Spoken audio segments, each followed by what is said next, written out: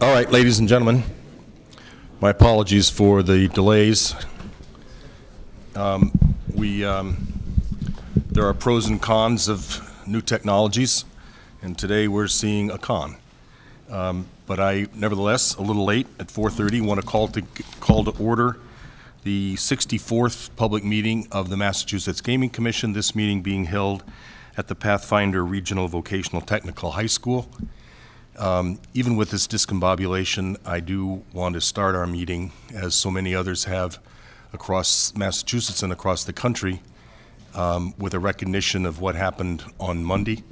I was not able to hear all the president's speech, but I heard from Commissioner Stebbins, or Commissioner McHugh, that when the president spoke at a cathedral in Boston, he talked about how what unites the American people is not ethnicity, not race, not religion, but rather values. And he mentioned at least liberty, equality, fairness, and justice.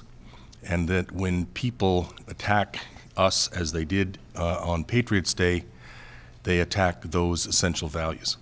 And in respect for the people who were killed and injured, and for respect for those values, I would like to have us take a moment of silence.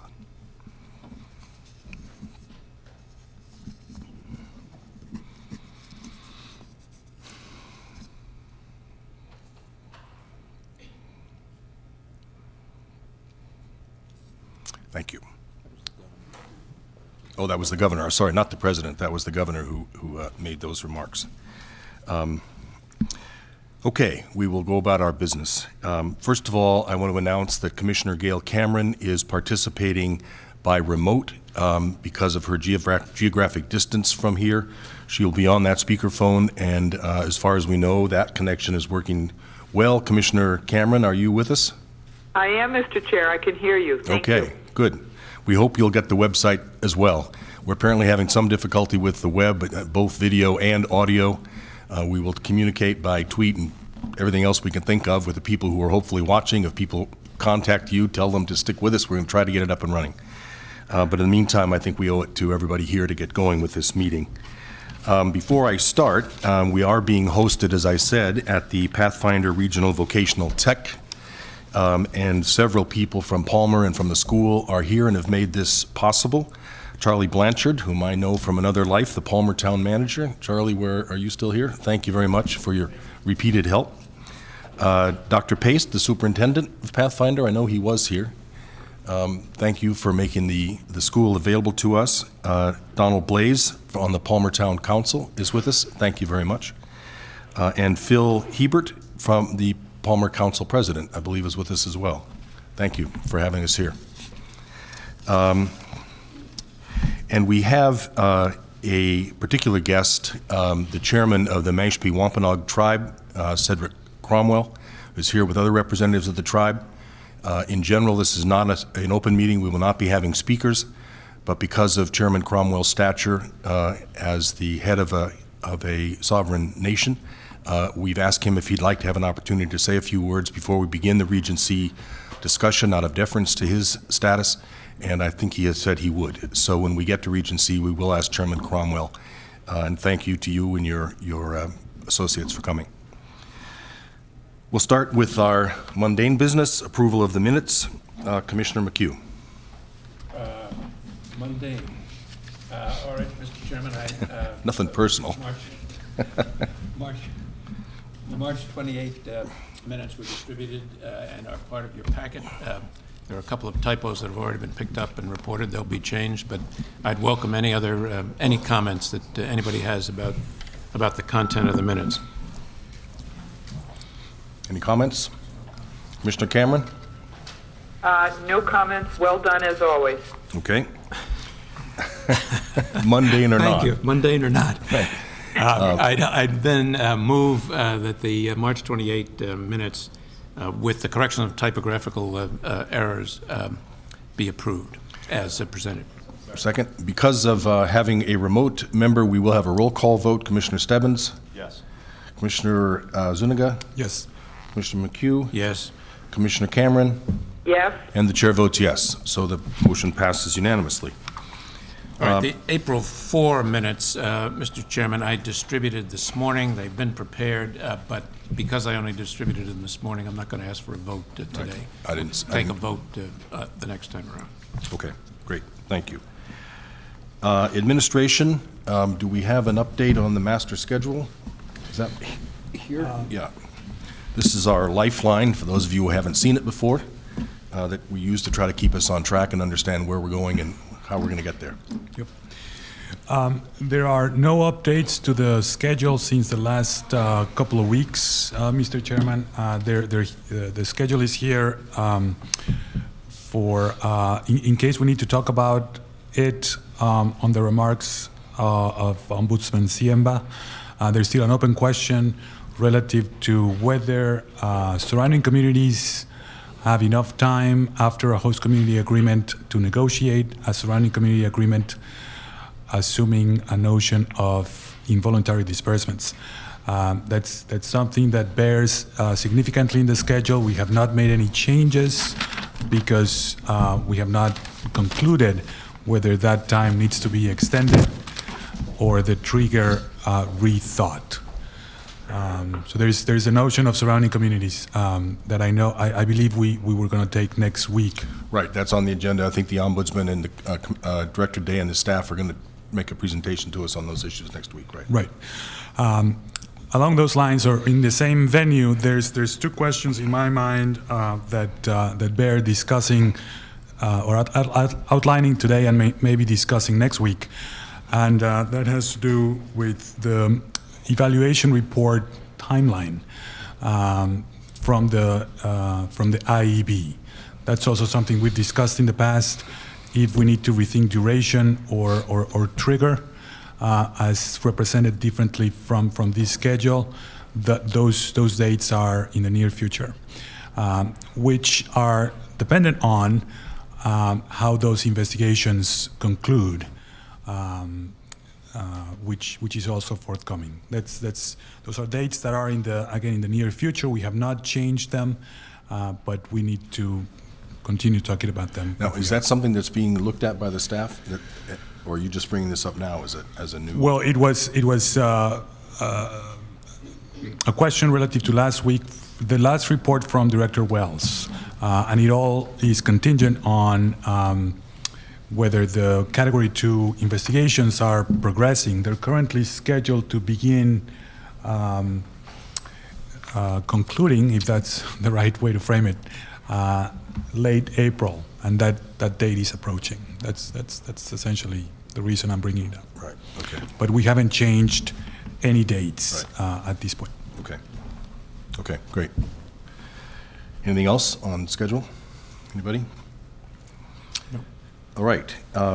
We are mandated to elect our secretary and our treasurer every year. We're just at the beginning of our second year. And Commissioner McHugh, I think you were going to lead this conversation. Yes, Mr. Chairman. We are required to elect a secretary and a treasurer each year. This year, in addition to electing Commissioner Zuniga is the treasurer, was elected last year. I was elected the secretary last year. This year, in addition to electing a secretary and a treasurer, I would like to have us designate an assistant secretary, someone who could function in the absence of the secretary. Secretary is usually around, but an assistant secretary would be helpful to have if the secretary were not. And I also would like to have us consider moving to a different form for the minutes that we are using. We are now using a set of minutes that is extensive and I hope helpful to both the commissioners and members of the public, but those minutes really are redundant of the transcript that we are posting and are enormously time-consuming to prepare. We're getting a draft from the court reporters, the stenographers. We revise the draft, and we review the revised draft. So there is a fair amount of time that goes into preparation of those minutes at a time sometimes when we have a number of other things to do, and as a consequence, we fall behind slightly in the preparation of the minutes. There really is no reason, I think, because the transcript is there and the video is there, posted on our website, to do anything other than give a brief summary of various discussion topics. The votes should be recorded in the minutes. That's a requisite. And we ought to continue to do that. But the remainder, it seems to me, would be aided by a simple reference in the minutes to the transcript. And ultimately, I suggest, although we're not prepared to do it yet, that the minutes could refer to the tape in the same fashion. Index the tape in a way, we've got to figure out how to do this, and then have the minutes refer the readers to the tape, which is the best record of what was actually said. So the only thing that I would like us to vote on today is the secretary, the treasurer, designation of assistant secretary, and then if there are any thoughts about changing the minute form, it'd be good to discuss them. If not, it seems to me we ought to go ahead and proceed in that fashion, beginning with the minutes for April 11, as the April 4 minutes are already prepared, and see what it looks like and whether we like it or whether we want to go back to the old form. Comments on that idea? Yeah, just to clarify, Commissioner, the assistant secretary you are proposing would be a staff member or another commissioner? Actually, it would be our general counsel, Catherine Blue, yes. Other comments? You know, I like the convenience of having a synthesis that's there. If a good tracking system, mapping system can be made, then that's probably is good. But I think I'd have to see it. So let's do as you said, which is try it 1 week, and or however long. But it certainly is convenient. If you've got a good tracking system, then it can work pretty well. A good keyword tracking system.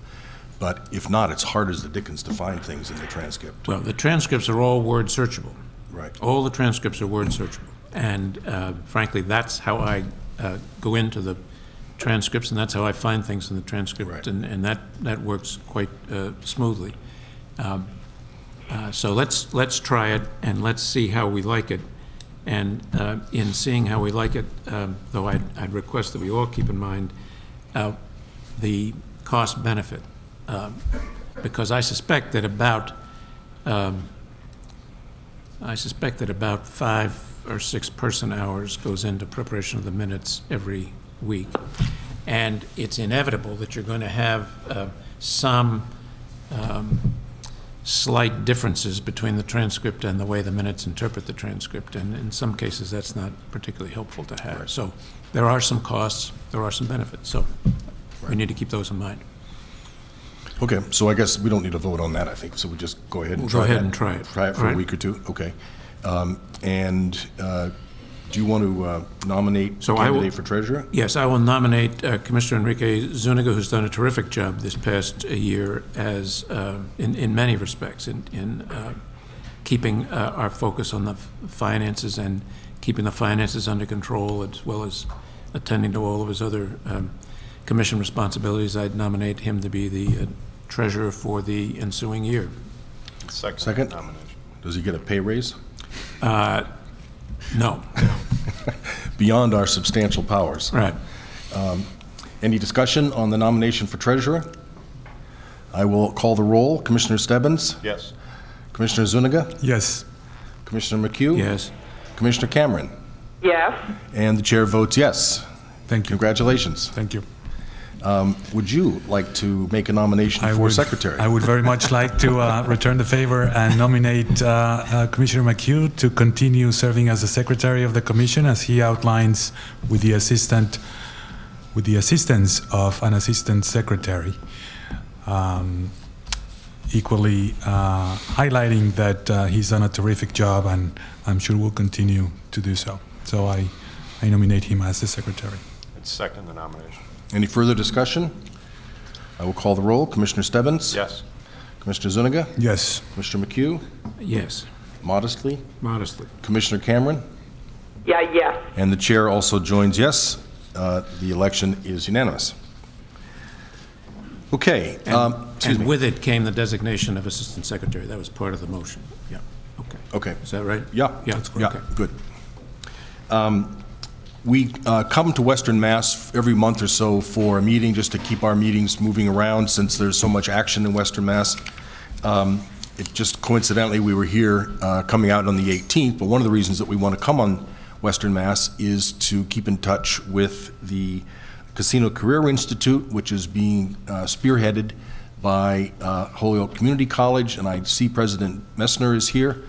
You and/or your troops want to give us an update on where the project stands?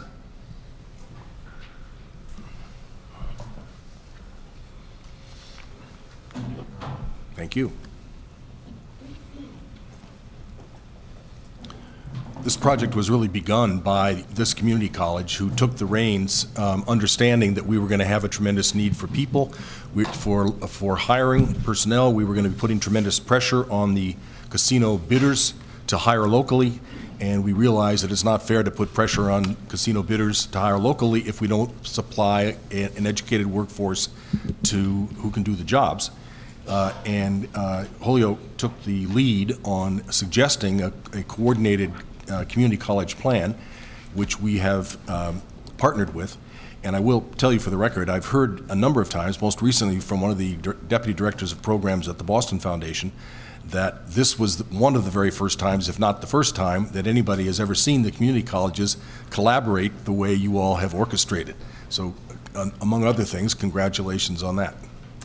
Well, thank you very much.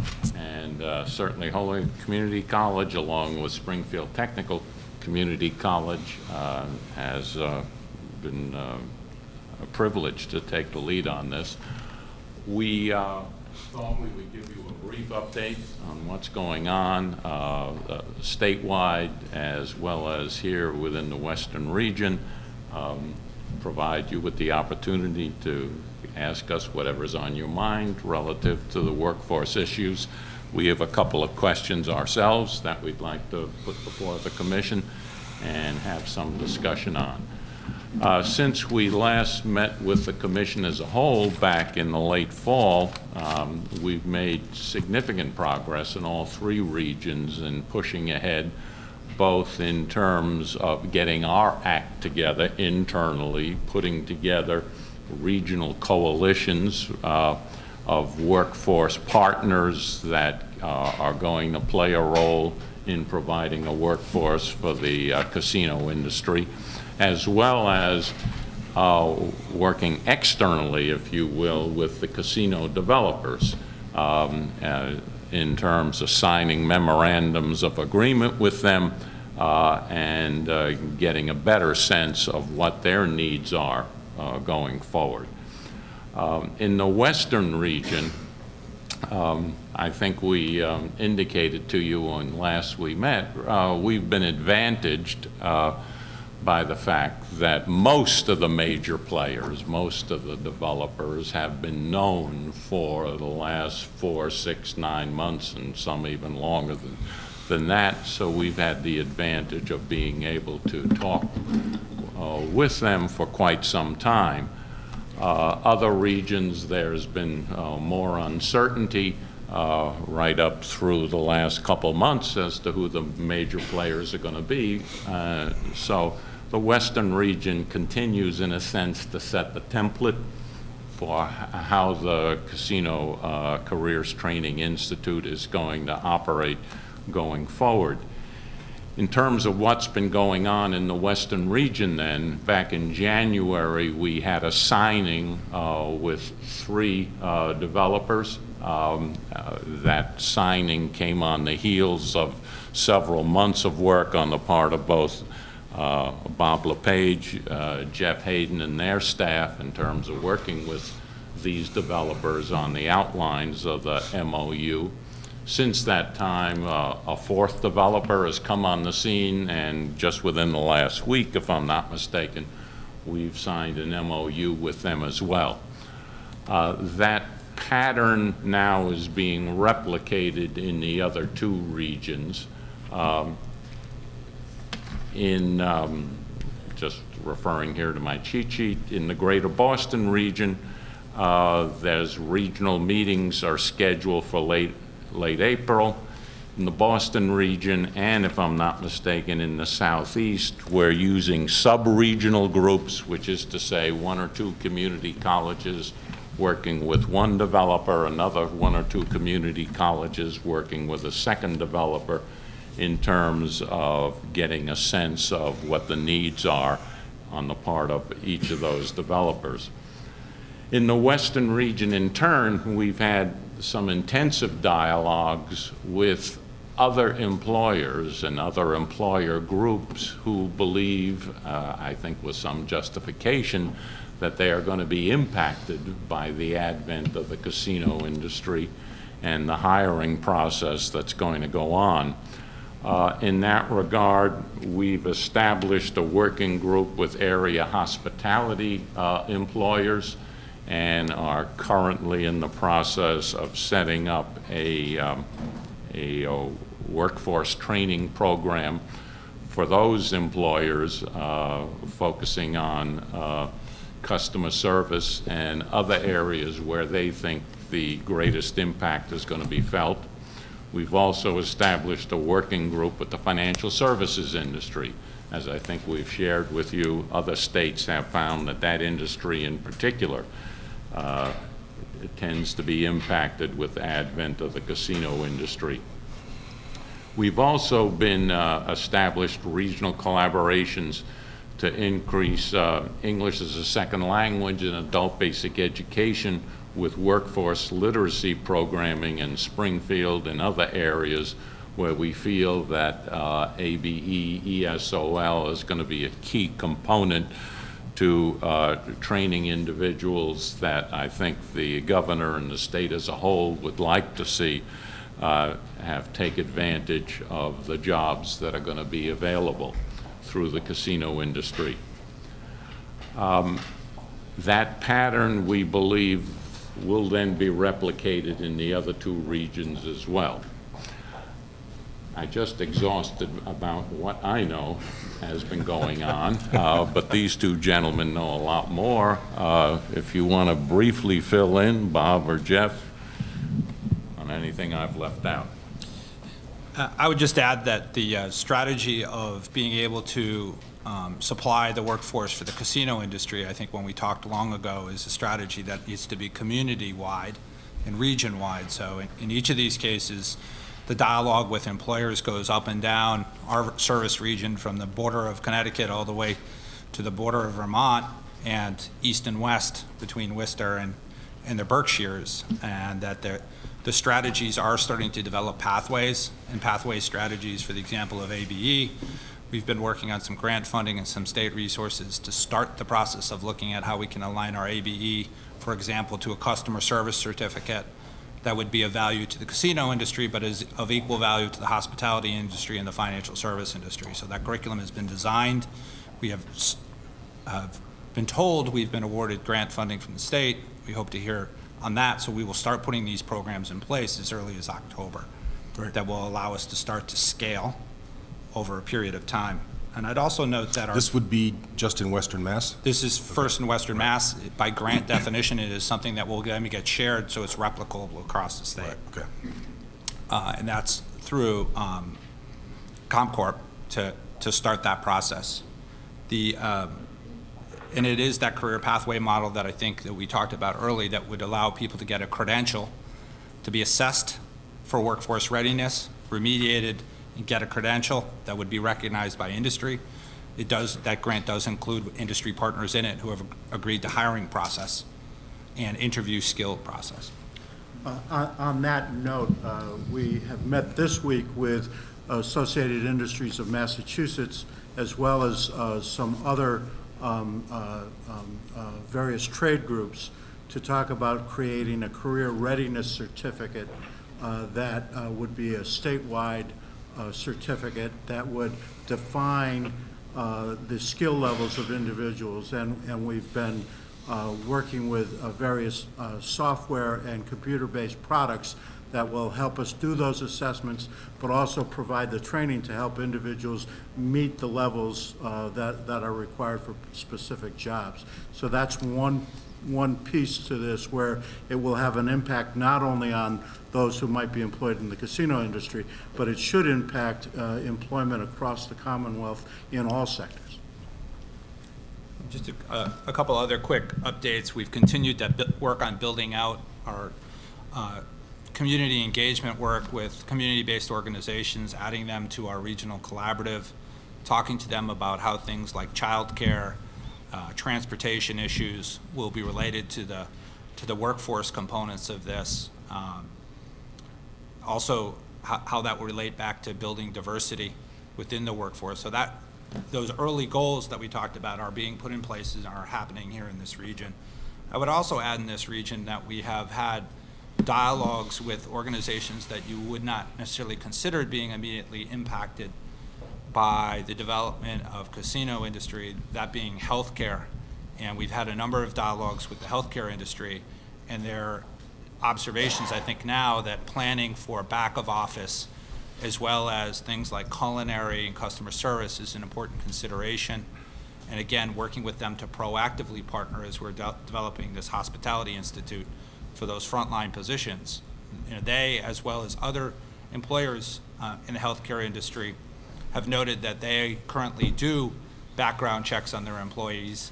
And so they are, as we've talked in the past, wondering how that's all going to filter itself out, because they're concerned that they have a very vibrant potential pool that may decide as an individual, well, that they would like to go work in a casino environment. And so we're trying to work with them proactively and say, okay, the ripple could hit you here. How do we start that process? And then the last thing I'd talk about in this region is we have been very fortunate, I think, and that the developers have been patient, I guess is the way I would kindly say it, is when we've had questions and continue to have questions about things like how would benefits work, how do salaries work, what type of occupations are what you would classify as hot or difficult recruiting occupations, what are your timelines, that they have been very forthright in sharing information, providing written information, many meeting informations, and phone follow-ups. And so we're now taking and gathering all that so we can get some common general descriptions of what it's like to work in a casino, the titles with some consistency, because as you can imagine, each employer has different names and terminologies. So we've gathered that for the developers in this part of the state and started that process in the other parts of the state so that we can get some consistency on what are their general guidelines of how casino employment works by department, what are those functions, what are those wages. So we've been in the research mode, but also in the community engagement mode here in Western Mass. And that inventory of not only jobs, but also occupations will help us in terms of the recruitment process as well as the curriculum development process. So it's important to get that built now, especially as we looked at potentially, some of the slot machine operators might be in motion at the end of this year or early next year, and all. And so time is getting short in terms of getting ready to train people for the various positions. On a statewide level, in addition to what the President mentioned about working to develop the workforce regional groups and also to start dialogues with potential developers and operators, we've also had dialogue with several entities in relation to the issue of individuals who will develop problems with gaming. And so we've worked with the Harvard Medical Group in terms of their Division of Addictions, and they've prepared some curriculum that they're willing to share with us. They've actually asked to join the collaborative as well. We've also been working with other organizations that have had a statewide impact in terms of helping individuals with problem-related gaming, and they want to also offer various courses, curriculum to train the employees in terms of how to recognize issues and how to deal with that effectively. And so that's a part of our curriculum that we will be developing. In addition, on a statewide level, we're hoping that in late May, early June, we'll have a web page, a website that talks about the Career Training Institute, starts to identify what the recruiting process might be, what some of the jobs are going to be, and the various contact information and the links. And so hopefully we can dovetail that with the website that the commission has. Great. I'm sorry? I said, great. Oh, thank you. I think a couple of the questions that we have relate to the fact that we're beginning to get inquiries from individuals about what are the jobs, where are they, what do I need to do to get ready? And so we're getting questions about what kind of credential do I need? I've got a high school diploma, what else do I need? We're getting questions about what kind of background checks are going to be done, the Corey-Sori issue, the financial background checks. And so the more advice that the commission can put out in terms of that issue, I think it would be helpful from a recruitment point of view. Also from a curriculum development point of view, that information is essential because in terms of the length of time that individuals might need training, because they're facing multiple issues. They might have a Corey-Sori issue, but at the same time, they also might have educational attainment issues, language issues, and a variety of things that need to be dealt with. And so a longer or extended time pathway for them might need to be developed. And obviously, as we build a curriculum, that will need to be looked at. I think it also would be important to talk about how the training, and by training I mean the recruitment, the screening, the actual training, the job placement, all those pieces of workforce development, how they will be funded. And so I think we need to, and we've talked in the past about, gee, we need to put a plan forward on that. And we're anticipating that as you hire a staff person to work on workforce development issues, that we can begin that dialogue when that person's hired and Which and we hope established. to have within a week or two. We're very close. And then also, I think issues of residency and reciprocity need to be dealt with. So, for example, in Western Massachusetts, the Connecticut line being, 10 miles away from Springfield, 12 miles away from Springfield. Bruce, help me out. But certainly, whether or not individuals from other states, are they going to have the opportunity for these jobs? And so that issue, I think, would need to be settled. I also think that in terms of the regional workforce notion that we live with in Western Massachusetts, that no city with any significant number of jobs can say that 50% of those jobs come from our residents. Mostly, it's a regional approach to filling those jobs, and so questions around how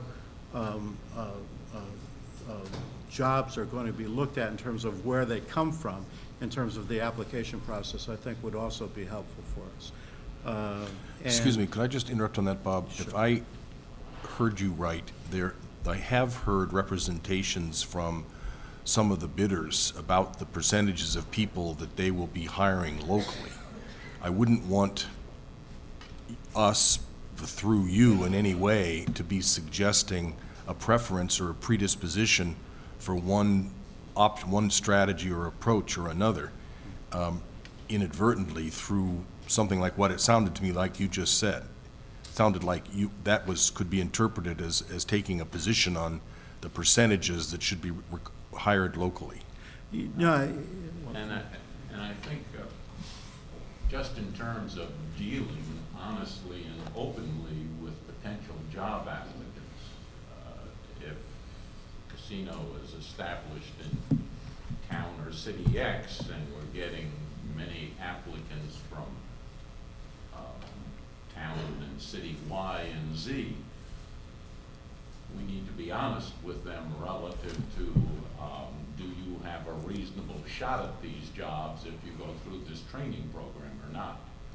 And True. so whatever clarity you can provide us with on those sort of issues would certainly be helpful for us, but ultimately Yeah. for the applicants themselves. Well, we have very clear evaluation criteria about how we will be looking at issues like this for everybody to see, most particularly the applicants. But we won't know which of the various commitment levels we'll be buying into until we make the decision, probably February, March of next year. So you're going to have to be able to accommodate both. And I just want to be sensitive, and I want all the applicants to know that, first of all, you are not us, you are an independent organization whose work we are supporting, but you be sensitive so that it doesn't reflect on us to imply any kind of a predisposition or favoritism. And I would just add, to that a recent experience with the city of West Springfield and meeting relative to workforce issues of the importance that I think as the ombudsman's person is doing their work and as the Pioneer Valley Planning Commission is doing its work, the dialogue of workforce and how it relates back to things like mitigation agreements and host agreements is starting to come up. And so we're just trying to explain to them, those are not necessarily decisions that we have anything to do with. Right. But you should understand how it works within your own agreements. Ultimately, those agreements are going to drive some of the strategy for the workforce. Right, that's fine. But those dialogues are happening out Okay. there pretty aggressively. Okay. But just be sensitive to the issue, obviously. Do you have questions for us? Yeah, I wanted to highlight and remind the public that we issued regulations, draft regulations for the RFA 2 process very recently, and they're out for public comment, and we'll be conducting hearings. We did not, but issue yet the form of response for that RFA phase 2, but we'll soon be. We're working on it as we speak. A particular group that can offer a lot of insight into the pieces that have to do with workforce development that are either in regulation or by reference will be coming into the form of response is of course the Casino Career Institute, yourselves and your colleagues. So I would hope you have some feedback for us already, like you just outlined, but I would invite you to do that also in the context of the regs and the form of response, because I think that would be very helpful for everybody. Thank you. Great. And my only observation, I talked about this briefly with Jeff, and it sounds like the Western Mass template, if you will, is coming along pretty well. But Western Mass is on the same schedule as Region A and the Slots Parlor, which will be somewhere. And it's coming on us. So anything you can do, and if you need our help, I mean, this was, as you well understand, this was your idea, you and Commissioner Stebbins.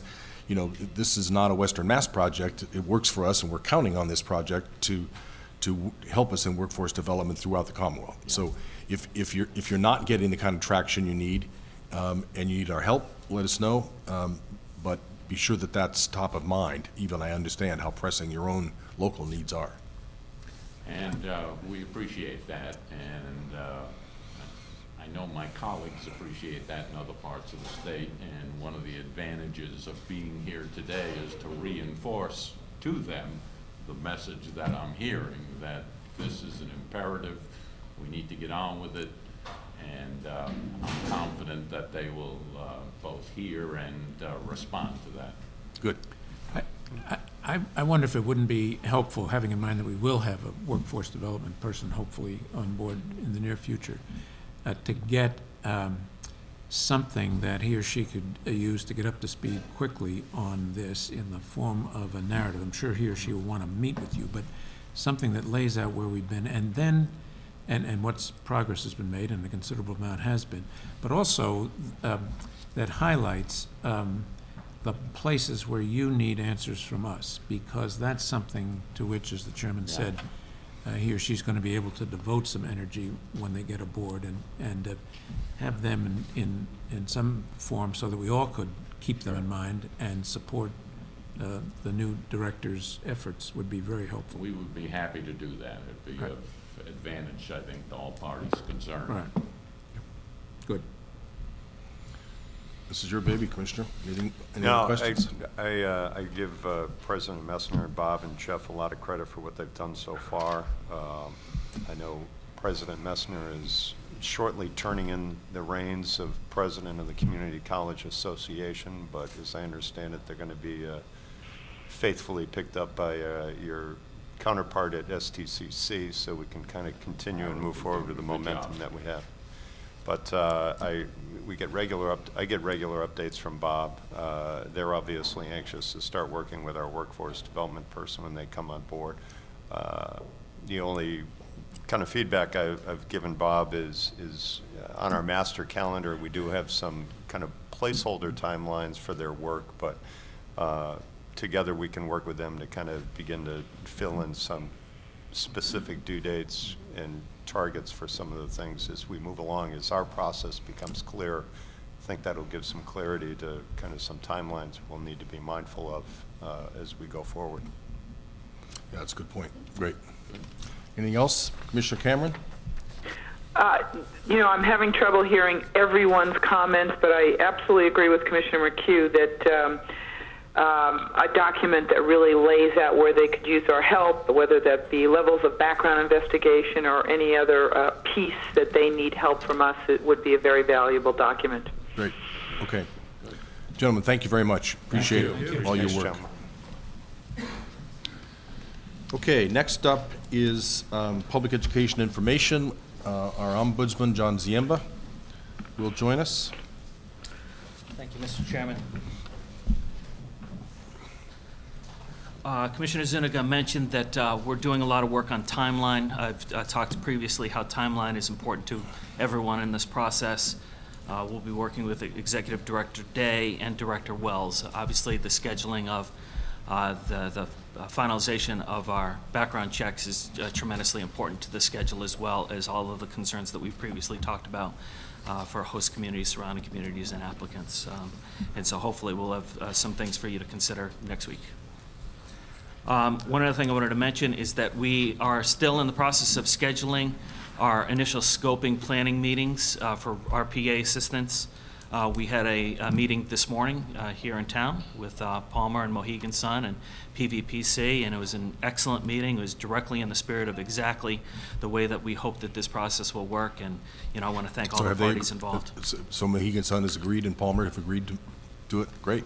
Yeah. So we're working out the scope, the details, how it could work, and hopefully we'll have something available soon. And the next step after we get some of the basics down is then to take it to the the potential surrounding communities, outline the process, and get their comments about how the process will work, and dive right into the work. So that's a good report from this morning. Remind me the status. There are a couple of other bidders and host communities that have agreed already to use the process? The 9 out of the 11 said yes or maybe. Yeah. And we're in the process of scheduling those 9 out of the 11. Commissioner Stebbins asked me about the 10th of the 11, which was the Worcester location.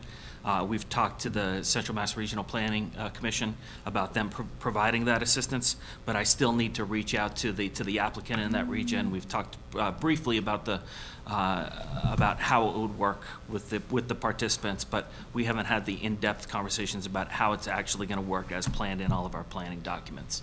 And then the final one remains as we have a location, hopefully in the near future. But which one have said yes? Which others have? Are there others have? I have previously provided Yeah, I saw the list. All right, I don't. Okay, fine. That's fine. No problem. I don't have that in front of me Okay, today. that's fine. Are you going to go to the host community issue? Yes. Yeah, I just wanted to say one thing before you start. I just want to remind everybody that what you see when we're sitting here are deliberations of us trying to figure out how to proceed on what are frequently difficult issues.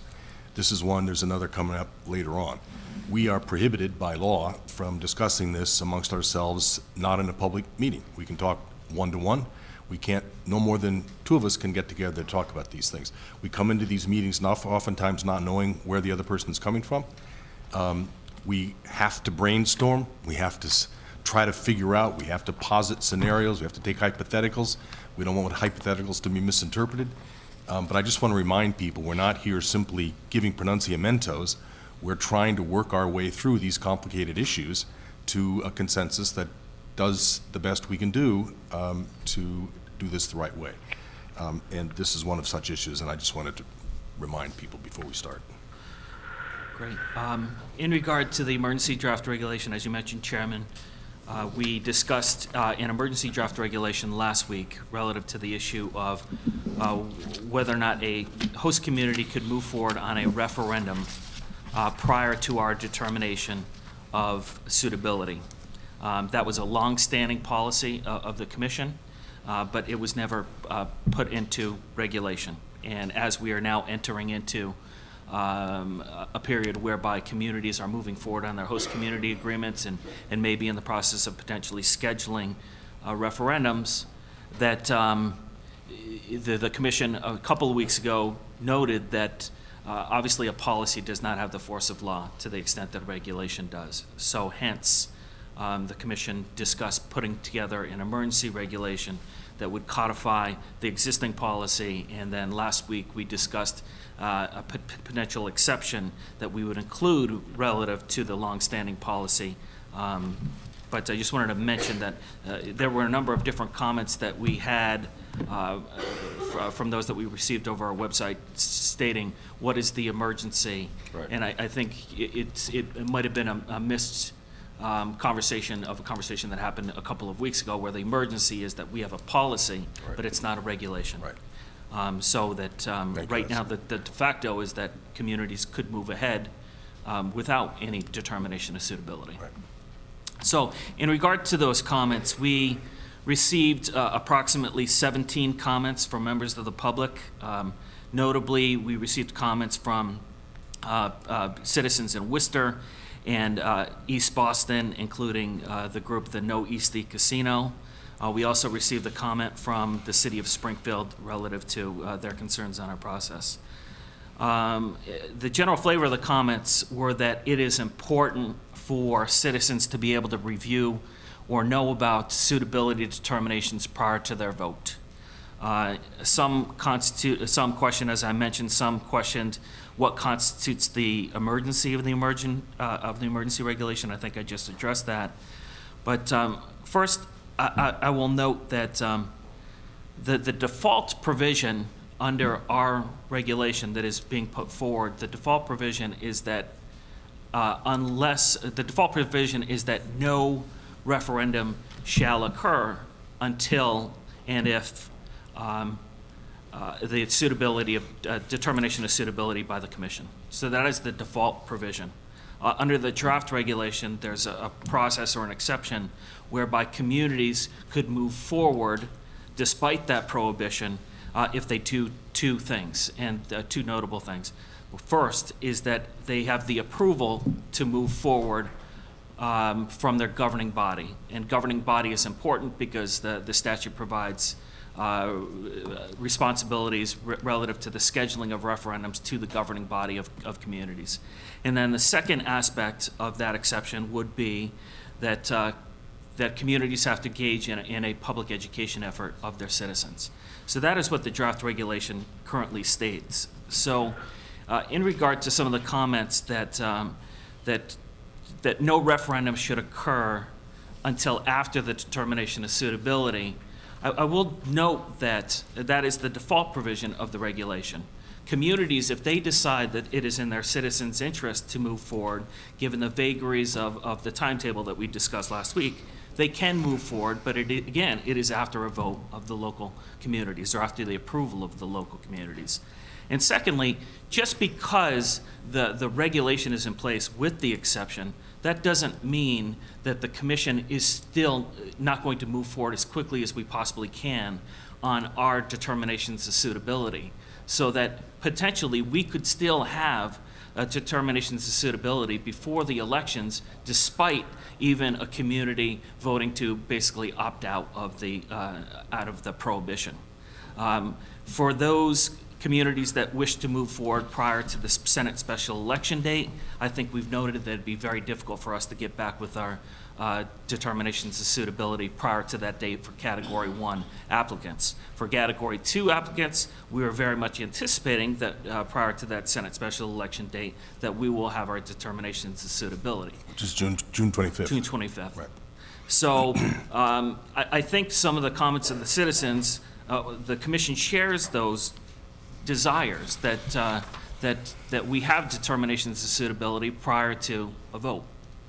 But we cannot make that promise, as we discussed last week, in all cases. And that gets to one of the comments that we received from the city of Springfield, where the city of Springfield noted that when it first adopted this policy in its conversations with the commission, there was an anticipation that hopefully all of the investigations would be concluded by a point in time to enable it to move forward with a June election. And given that every community has to publish its host community agreement and then have a 60 to 90-day period before the referendum, there's a lot of difficulties in regard to scheduling. And so they asked for further clarification of that policy from us. For further clarification, they wrote in support of the option to get out. Well, actually, the comment that we received, the comment that we received predated our vote to proceed with a comment on that okay, period. okay. We received it literally as we were talking about it last week. Okay. Have But we they received encouraged us to do what we ended up doing. Yes, it was a little bit more vaguely worded, but Yeah. I think that what we have done, at least in the spirit of providing more flexibility to communities that want to move forward, was entirely consistent with the City of Springfield letter. Right. I don't think they specifically called, obviously, because they didn't know about how we are constructing it, Right. about that process. Got it. But, and we haven't received additional comments since then? We have not from them? received additional comments from the Okay. City of Springfield. So, so I think that the process that we identify here remains, despite the comments, it remains a reasonable one. I would note that the words that we put on the page were meant to be the words that were put on the page, and there is specific timing aspects of what we put on the page. On the page, you mean on the? As on in the draft regulation? Okay, yeah. As in, we are asking communities, before they move forward and schedule a referendum, that they should have a determination or approval of the governing body prior to the request from the applicant for a referendum vote. So that preserves or that is a true indication that the community wants to move forward in advance of a suitability determination.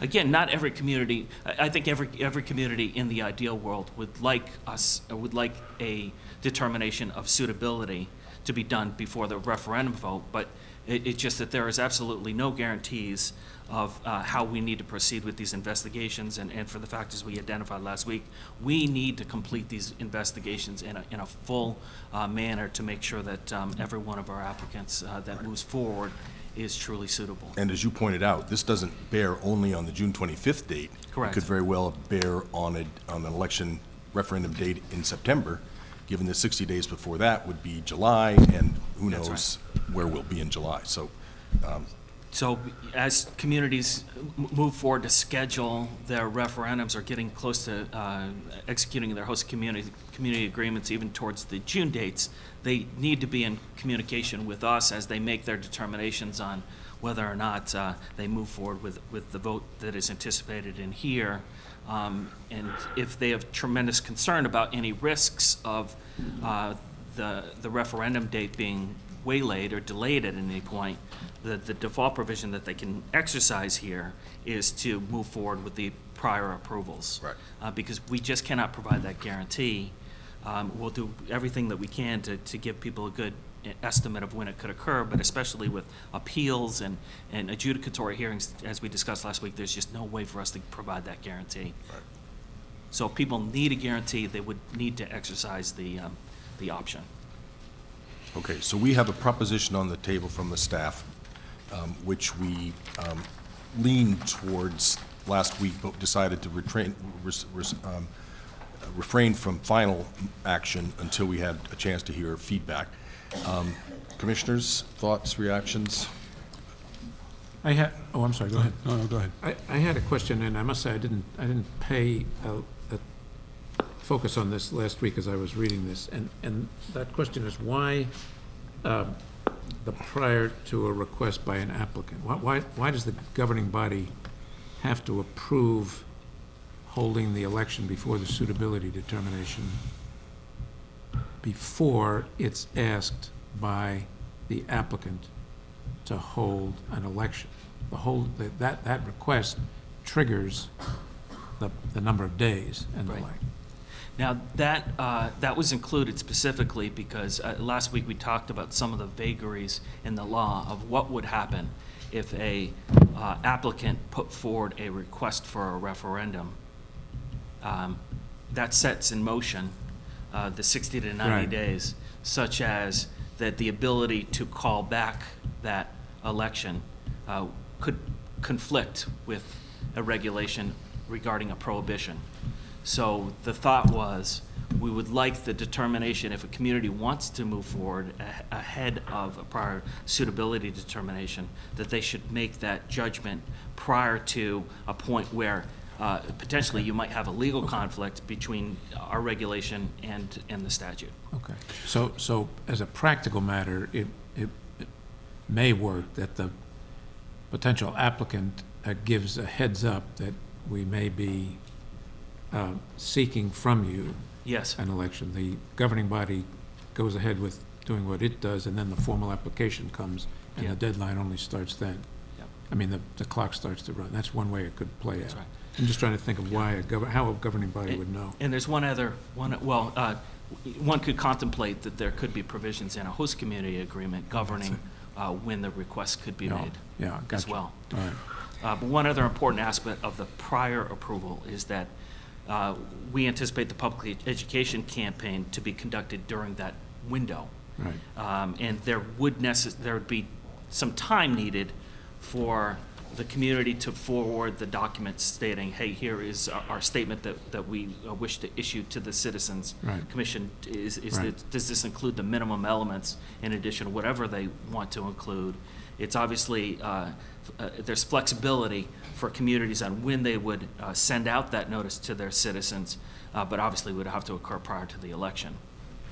And there's one other ambiguity I'd recommend to your consideration, and if we vote on this, I'd recommend to us, and that is at the beginning of B, we say prior to the election, because otherwise this is susceptible of being read as that B has to be accomplished prior to the request as well. So that's just a Prior to- okay. modification to make That it makes clear. sense. I think the logic of it is clear. Right. And actually, technically, one could conduct the public education campaign after the election because it's not specified here. Right. Right. I can't imagine that someone would do that. But Right.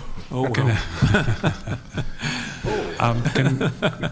You alluded to this, but I think, isn't the applicant, when they make the request for the election, one condition is that they have a host community agreement executed. Isn't Correct. that the case? Yes. So, to the prior point, that the governing body would know effectively, that's forthcoming. So Yes. our prerequisite is very feasible Yes. for the governing body to request that approval, if you will, because there's a host community agreement That's prior to that request for the election. Right. That's exactly right. Yeah, but it might not automatically flow fair from enough. the execution of the host, but Yes. it could be in the host community agreement. That's right. That might be something you might want to just send a note out to everybody, it's the kind of thing that could get lost in the shuffle, like we hadn't really noticed it ourselves, and just inadvertently, they might breach that if you don't give them a heads up on it. Yeah, we will, and hopefully, anyone listening today, Yeah, especially right. if they're moving forward quickly, they need to Speaking know of that. listening, is the web working? Audio Okay, but audio is clear? Okay, good. Sorry, okay. Well, I am very much in support of this regulation as drafted with the nuanced modification that Commissioner McHugh points out. I think it's, in general, like a good regulation. It reflects the policy intent, but it also recognizes that there may be a worthy exception and sets forth the parameters for those exceptions, because like Ombudsman Siemba articulates well, we cannot guarantee the dates by which a final suitability determination will be made because of a number of Your conference factors. contains less than 3 participants at this time. If you would like to continue, press star 1 now, or the conference will be terminated. Star one. Well done. You still there, Gail? I am. I Good, just didn't good. hit a button to continue with you all. Yeah, good, good. I hit a button, we're all still together, good. And I can actually see you for the first time as well. All right, great. Great, great. How do we look?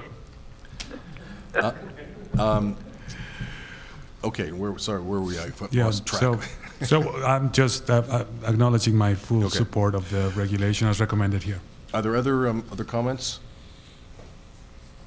Yes, as I said last time, I was initially strongly in support of requiring the suitability investigation to be finished before we allowed this, but the considerations of the impact on the communities and the length of time understandable that these are taking, coupled with the notion that with knowledge that they have the community at their back, applicants may be more persuaded to engage in serious negotiations, serious funding of studies and the like, convinces me that this is the route to go. And I'm glad that Ombudsman Ziemba described what the emergency was, because a couple of the comments seem to think that, understandably, we're confused about that, but I think it's clear that we do need to do something and do it now because the election season's upon us. Yeah, I pretty much agree with that. I think the changed circumstances, as we've talked about many times, about why some of these background checks may be running longer. We of course didn't know about the special election when we first made this rule. And I'm reminded that the way the law was written, had we gone forward with the applications the way the law was written, there wouldn't have been no opportunity at all for the background checks to precede the referendum. This was an additional step that we added to the process, which I think was a good step, but I think with the steps we've added in here, that making it so clearly a choice of the community, that brings it back under what should reasonably be within the right of the community, which is well within the local control mandate of the law in general. So that's a tortured way of saying I get there as well, although I had some issues with it at first. I just have one question. Do you think there should be any dates in, this talks about we have to see the commission has to see the content of the notice for approval prior to dissemination, and we have to talk about something else. Should there be anything about dates, numbers of days or weeks prior to the election when various of these things should happen? I think I anticipated that we needed some flexibility, and we wanted to give the communities some flexibility in how they would get the information out to their voters. Okay. I mean, I think what we're saying here, as we've said repeatedly in this process, is the legislation gives a lot of control to the locals. And we're saying here, under these circumstances, we would give this to the locals as well, and presumably they will be as well motivated as anybody to protect the interests of their voters. So, Correct. Ipso facto, in that case, we don't need that protection, so I'd buy that. Right, but whether there would be a minimum number of days, let's say, of a public education campaign, or whether we leave that open, I think that's a valid, is that one of your concerns, Mr. Chairman? Well, I think we do have to approve the plan. Right, but if that leaves, let's just hypothetically that they conduct a public education campaign that lasts for 2 days before the election. One could argue that that's not a very robust Right. public education But campaign. my point was, who are we to tell, Right. the mayor and city council of a town Right. how to look out That's for fair the enough. interests of their people? I mean, in the context of the law that was written, I think that would not be Yeah. our role. Fair enough. Just as a point of clarification, what is subject to prior approval is the statement that is mailed to the citizens. Yeah, But we're, not the- not the not full the whole plan, plan. because it could include many Yeah. different types of things, and it's, in order not to create further uncertainty within communities, we're asking them to file with us that plan, but no pre-approval. Right. Okay. Other comments on this? Mr. Chair, I just had one comment. Okay. And that is, and I agree with everything that's been said. I think this plan can work, but I think it's important to note that the suitability investigations will be a standalone process. A yea or nay vote will not affect, if there's an issue with suitability, that will be brought before the commission, and I think, the public will be protected because that process will continue no matter what the vote is. And I think that's part of what we will be saying in this notice. But I Correct. thank you, Commissioner Cameron, because I think that's an important point to emphasize. John, do you see the approval of the information being a staff level approval or a commission level approval? I was anticipating there would be a staff level approval, but that's a very good point. But Well, it says forwarded to the commission. So, I mean, Okay. it's ours if we want it. From the words. I think that's appropriate. Yeah. I mean, we can delegate it to the staff if we want to. What it says is it's forwarded to the commission. Well, but don't we want to, I can see us here rewriting these notices in these meetings. We would anticipate that it would come to the staff would review it, the staff would bring a recommendation to us, and we'd act on it, right? Right. That'd be the process, so. Which is increasingly what's happening with everything. Right. Right. Now that we have staff. Right. Okay. Do we have a motion?